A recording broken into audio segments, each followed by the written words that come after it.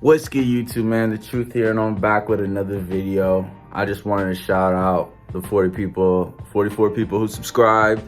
Let's get that shit to 100, man. I appreciate y'all. I fuck with y'all. And yeah, let's get to this video.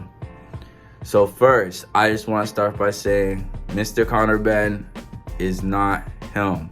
I don't mean that in a negative way. We got both two good fighters coming in next week. It's gonna be a big fight for the UK. It's gonna be a big fight for boxing, period. I'm very excited to see that fight. But in my opinion, this is a bit of a mismatch. We got Eubank Jr., a 160 pounder. Mind you, he went up to 168 before. And he's knocked guys out at 168. Like, this ain't no little guy. Like, this is a guy who has a lot of experience. He's, 33 now? He's been there. He's been on the big stage. Yeah, he might have lost to the big, good fighters, but who hasn't, man? A lot of people lost to the competition, but, man, in my opinion, this is just, I don't know, man. I feel like this is going to really mess up Chris Eubank.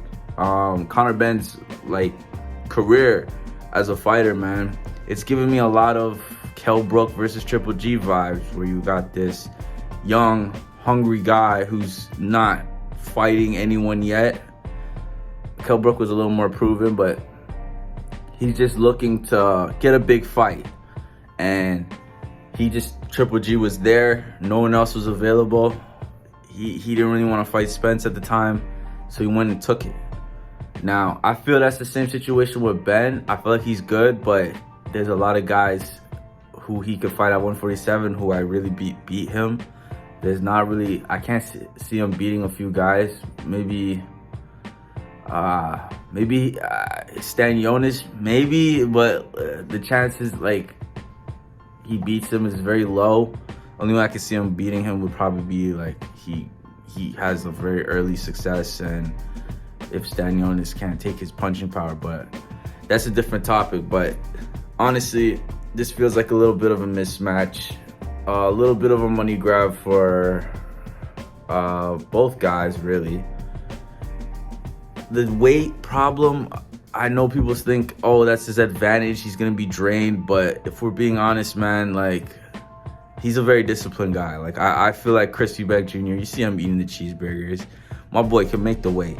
I don't really feel like that's gonna be a problem for him, but I truly believe that Conor Benn, I haven't really been too highly on him. I've seen his fight against lower competition, like people who somewhat had good boxing ability. I've seen him get put on his ass. Now, I get it. It was when he was younger. I get it. But the facts just point out to me, ever since that knockdown, I haven't seen him in there with the guy who can really fight. Now, you might see the names and you might, oh, he fought Chris Algieri. Oh, he fought, what's that guy's name? Granados. He fought, Van Heerden. But all those guys were like so past it. Like, it was, if you look at their last fights, man, they were so past it. Like, I can go one by one. I'm gonna go one by one. How about that?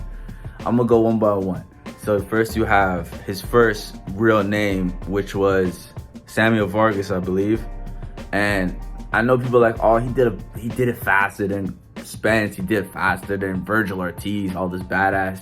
But they forget to mention, like, less than 6 months ago, Vargas took a beating against Virgil Ortiz. Like, it was so bad. I don't know why Jack Reese didn't stop it. It was that, in some cases, that's worse than an early round knockout. Like, the beating he took was career ending, and it was really bad. So when Conor Benn did his thing, like the first round KO, I was like, all right.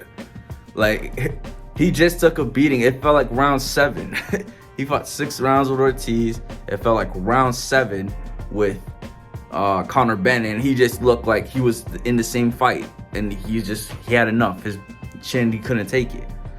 And we have Granados, who, if you watch this fight before, I remember seeing his fight before, like, randomly on a free televised undercard and on YouTube. And man, he was fighting an 11-0 guy, I think, or 11-1 guy. And he looked terrible, man. The chin was gone. Like, some fighters, man, that's their bread and butter when they have a good chin. And if they lose it, the skills don't really carry them. And I felt that way about Granados. And that shit was completely away that fight before. So it was a very calculated move by Ben fighting him. And he's a decent name. And you can say the same thing with Van Heerden, man. He looked old as shit. He was like 37. So was Chris Algieri. Like, these are like washed up guys, if I'm being honest. Like, I can't see him doing that against a live opponent. Like, I really want to see him against a live opponent, and it's just sad that his first live opponent has to be Chris Eubank Jr. So, yeah, that's my thoughts on the fight. A little bit of a mismatch. If I were to bet my money, I would put it on Chris Eubank Jr. But that's just my thoughts. Hey, who knows? He could shock me. If he does, hey, I'm a Conor Benn fan.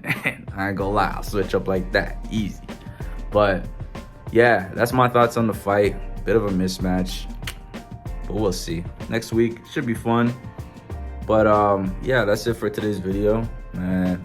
Like, comment, subscribe, and I'll be back with some more content. Peace.